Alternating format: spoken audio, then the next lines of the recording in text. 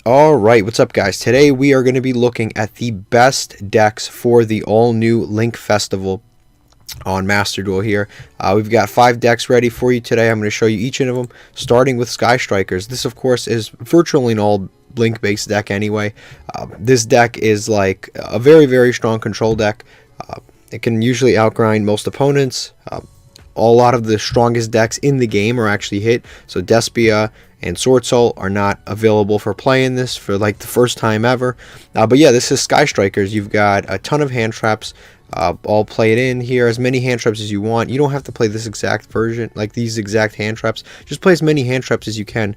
Hand traps, board breaking cards. You don't have to play Upstart Goblin. I don't have these. If I was going to play this deck, I would probably just cut this. Reinforcements, Sky Striker, Mobilize, Engage, and obviously just play as many board breaking cards and hand traps as you can. The positive part with this deck is it's very, very consistent, and it can basically search all of the problem cards that you need. So if you need to banish cards out of your opponent's graveyard, you've got it. If you need to destroy a card on the field, you've got it.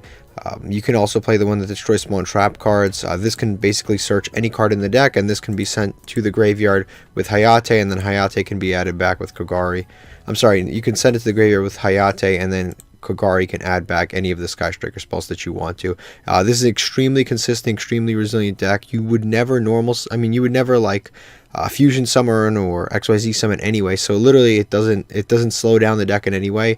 The only thing you can't play is Phoenix Enforcer. Other than that, this deck is literally at 100% full power. Next up, we've got salamangreats. Again, this build just kind of depends on you. First of all, you have the structure deck. This is actually a brand new structure deck that just came out. So all you would have to do is just buy 3 structure decks, and you basically have a salamangreat deck. Other than that, you just play a combination of again, hand traps, going second cards, just utility and staple cards that you need in your deck.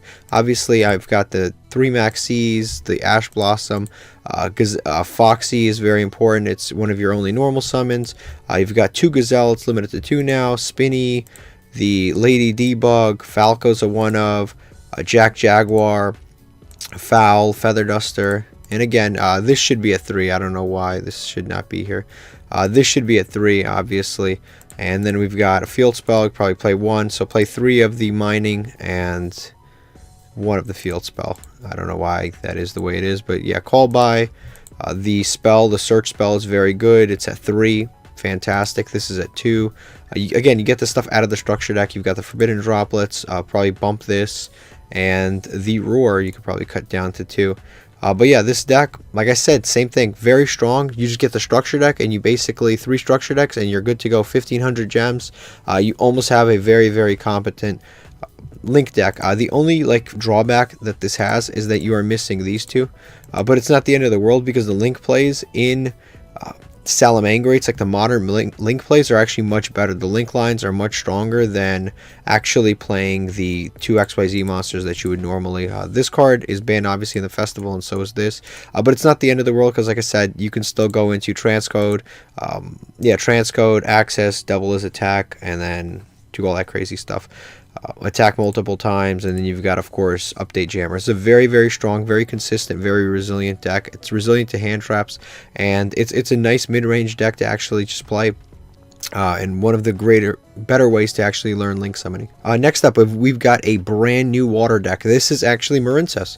Again, this is a very, very it kind of just puts a monster on board. The monster is like 4,500 attack, and it's unaffected by it's basically unaffected by card effects. You put this giant monster on the board. The field spell makes it so it's essentially protected because you use Crystal Heart as material, and the monster is totally, totally unaffected from everything. And you just sit on it, and you just sit on it. It's got a ton of attack, and that's usually how you win. Again, you just play a bunch of different hand traps and a bunch of starters. You got Marincess Seahorse, which one of your important starters. This is one of the new cards, Spring Girl. This is very important. Blue tank. The majority of like the core of the deck is actually kind of cheap too. And a lot of the URs, like for example the Coral Triangle and the Argonaut, they are URs, but they're one of, so it's not the biggest deal in the world. The rest you just fit in hand traps. For the most part, this deck is literally just a bunch of SRs. The build is really dependent on you. The only weakness to the deck, like the big weakness, is kaijus. Kaijus will beat this deck because if you summon your big unaffected monster and your opponent kaijus it, that usually does not end well for you. But yes, you've got Marincess Dive. All of this, most of the cards are super rares, and yeah, super rares, rare, stuff like that. The only thing, like I said, you're actually going to put any gems into is a Coral Triangle, the Argonaut, and that's about it. Those are the only URs, and luckily they're one of. So this deck is actually, I wouldn't say a budget option, but a pretty decent, cheaper option. Of course, you've got like Call by the Grave and stuff like that. Most of these staples you probably already have, and if you don't have, then you should probably craft the staples as soon as you can. Next is Tri-Brigade. Tri-Brigade obviously dominated the game very early on. It was like the best deck by far. And that was Zodiac Tri-Brigade, and then you had, of course, Lyrilusk Tri-Brigade. You can't play Lyrilusk Tri-Brigade or Zodiac Tri-Brigade, but Tri-Brigade by itself is actually kind of like a core, at its core, a link-based deck. It's not really any of those other things. Those are just like blended versions.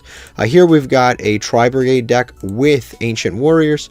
This is to replace the engine, the Zodiac engine. Also, it allows the deck to go second a lot better because obviously Ancient Warriors are really good going second. But yeah, this is the deck. All links in the extra deck. As always, you've got Nerval, it's a 3 of. This is like the main combo starter because it lets you special summon. You've got Karas, special summons itself, then does all the link stuff. Kit, obviously, just another card to send to graveyard.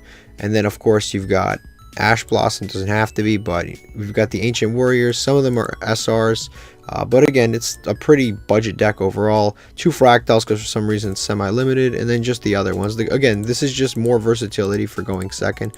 And then we've got a few like Harpies, Foolish, to start our combos off, Fire Formation, the searcher for, or the the searcher for the Ancient Warriors.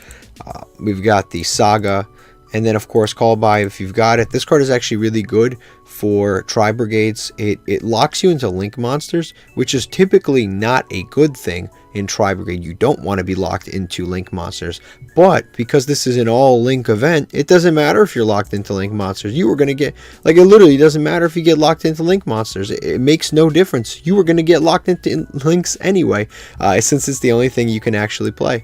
And then we've got 3 Revolt and the Saga. For the extra deck, of course, we've got all of the salamangreats. The Warriors Oath is the bounce, the Ferjeet, the Barum.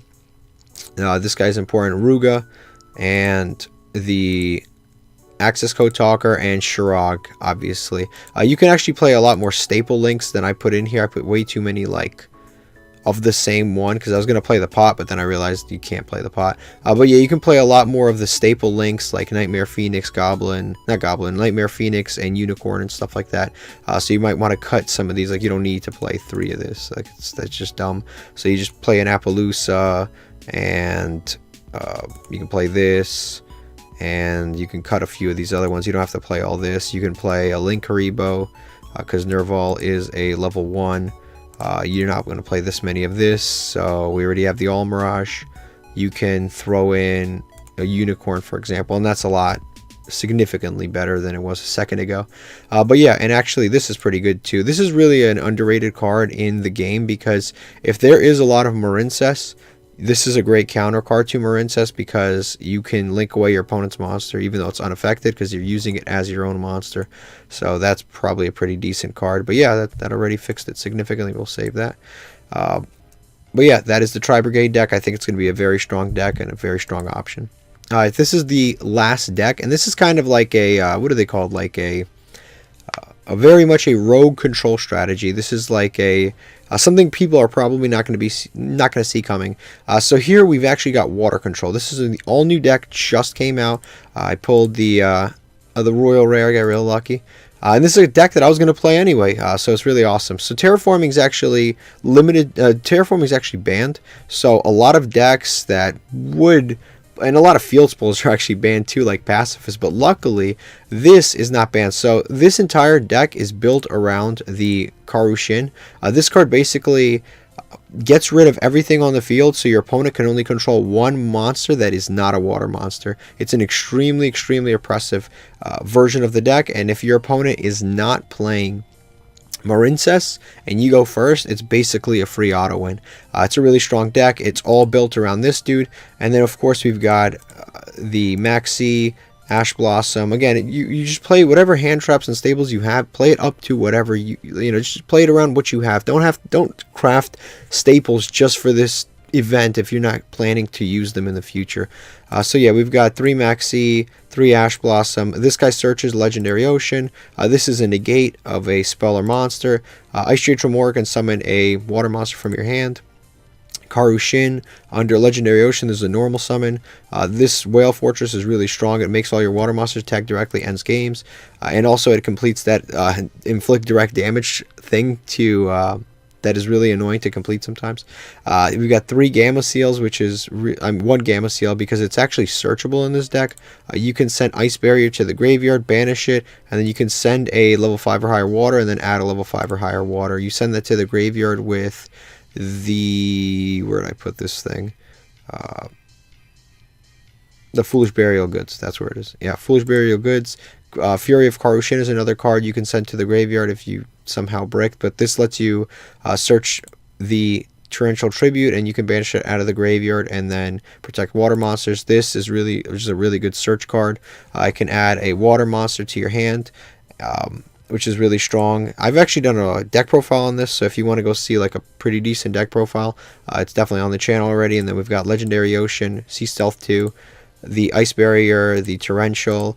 This trap card lets you summon just 2 water monsters, which is really strong. You could summon any number of these water monsters from your deck as long as they include Umi in the name, and that can just lock your opponent down during your opponent's turn. Solemn Strike and Sea Stealth Attack. This deck I'm definitely going to tweak a little bit. I just kind of like threw a build together real quick, but it's definitely a sleeper. Then we've got, of course, the links here. Again, you just play a bunch of monsters that are usually water monsters. You get water locked sometimes, and that's pretty much it. But yeah, that's my sleeper deck. So we've got 4 link decks and then my sleeper deck here. Again, it seems like a pretty fun event. Hopefully you guys have fun, and if you would suggest any other decks, let them know in the comment section down below.